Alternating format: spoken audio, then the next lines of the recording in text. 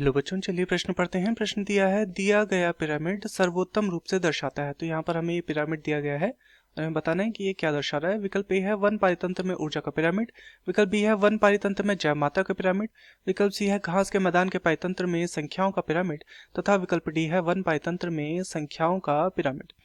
तो इस प्रश्न में हमसे पिरामिड की पहचान करनी है कि यह किसे दर्शा रहा है, ये सर्वोत्तम रूप से किसे दर्शा रहा है। तो इस प्रश्न की जो मुख्य अवधारणा है, मुख्य अवधारणा जो इस प्रश्न की है, यह इस पिरामिड के विषय में है। यह हमें पिरामिड की यहाँ पर पहचान करनी है कि यह पिरामिड क्या है तथा किसे दर्शा रहा है। तो चलिए जानते हैं इस पिरामिड के बारे में। तो पिरामिड वास्तव में होते क्या है, जब खाद्य श्रृंखला के पोषण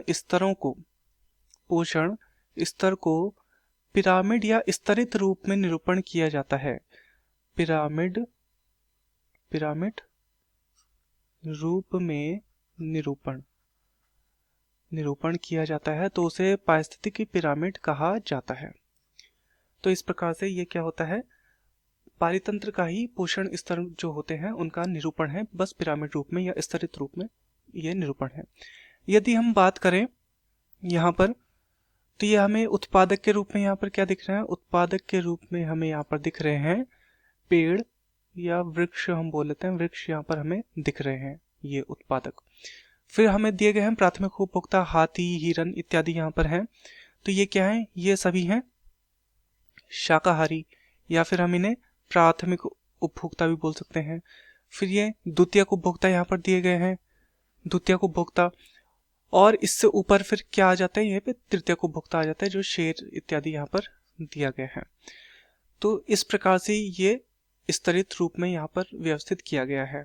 अब यदि हम देखें तो यहाँ पर यदि संख्या देखें तो यहाँ पर संख्या किसकी कम है, संख्या एक यहाँ पर दिख रही है वृक्ष की, और इससे ऊपर फिर इनकी संख्या प्राथमिक उपभोक्ता की संख्या उससे ज्यादा है, लेकिन फिर द्वितीयक उपभोक्ता उससे कम हो जा रहे हैं, और ये यहाँ पर फिर से तृतीयक उपभोक्ता फिर से कम हो जा रहे हैं। तो यहाँ पर से जो है संख्या इतने यहाँ पर से कम होते हुए चल रही है, कम।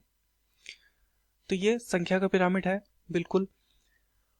अब यहाँ पर देखते हैं कौन सा पारितंत्र ये बन पा रहा है। उत्पादक यहाँ पर वृक्ष है, तो ये कौन सा पारितंत्र होगा, यहाँ पर होगा ये वन पारितंत्र, वन पारितंत्र।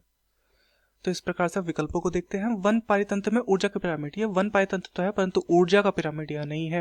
विकल्प बी है वन पारितंत्र में जय माता का वन पारितंत्र है परंतु जय माता का नहीं है, तो यह भी गलत हो जाएगा। विकल्प सी है घास के मैदान में, तो घास के मैदान का तो यह है ही नहीं, यह वैसे ही गलत हो जाएगा। विकल्प डी है वन पारितंत्र में संख्याओं का पिरामिड, तो ये बिल्कुल हमारा सही है। तो दिए गए प्रश्न का सही उत्तर होगा विकल्प डी, वन पारितंत्र में संख्याओं का पिरामिड। मैं आशा करता हूँ आपकी यह समझ में आया होगा। धन्यवाद।